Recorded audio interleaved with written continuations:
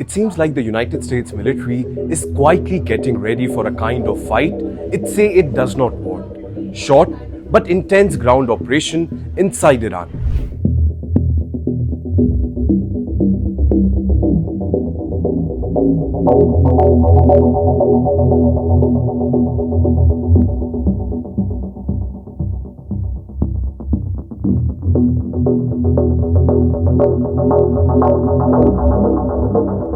Publicly, President Donald Trump has said he's not putting troops anywhere, but his team has also warned that he is ready to take far tougher actions if there is no agreement with Tehran. And if we look at those far tougher actions, it might include hitting the places that matters the most to both the world and to Iran.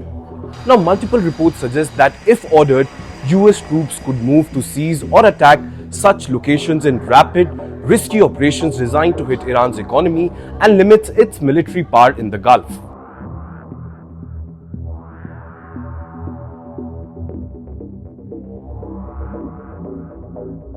In fact, thousands of American soldiers, including Marines on warships and units from the 82nd Airborne Divisions, are already in the wider region, giving Washington the ability to quickly move from airstrikes to ground actions if needed. Like I said, US leaders say they do not plan to invade Iran, but the growing military buildup and detailed planning shows that if talks fail, the options of going in on the ground is very real.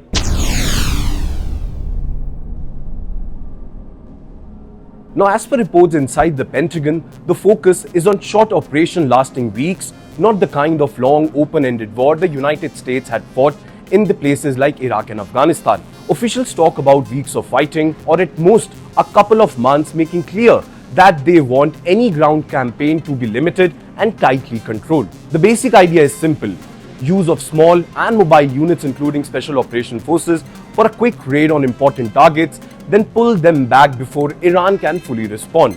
In fact, these teams could go after missile bases, air defense systems, radar sites, and coastal positions that threaten shipping and US bases in the region. Khrag Island seems to be the prime target. It is Iran's main oil export terminal, and hitting or capturing it would directly hurt Tehran's main source of income while giving the US a powerful bargaining chip. Similarly, raids around the Strait of Hormuz are being studied to weaken Iranian positions that can harass or block tankers and warships in this very region. Well, looking at all these, we can say that these are not last-minute ideas. They come from years of war games and planning for different crises. The goal is to damage parts of Iran's military machine and economy without getting trapped in a long occupation or trying to march all the way to Tehran.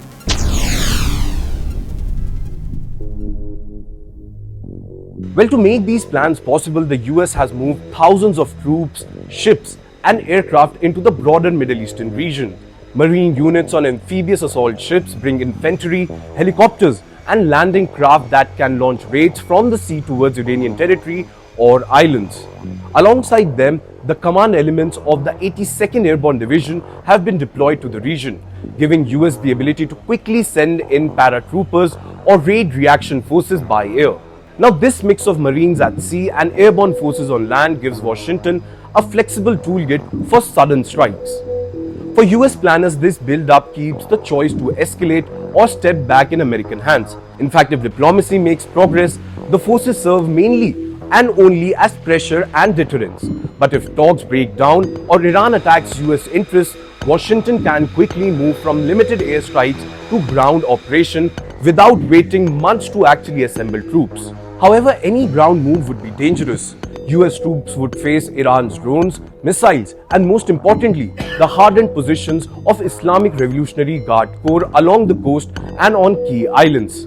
Like I mentioned, places like Kharg Island could become deadly battlegrounds where the main challenge is not seizing territory but surviving constant attacks once you are there.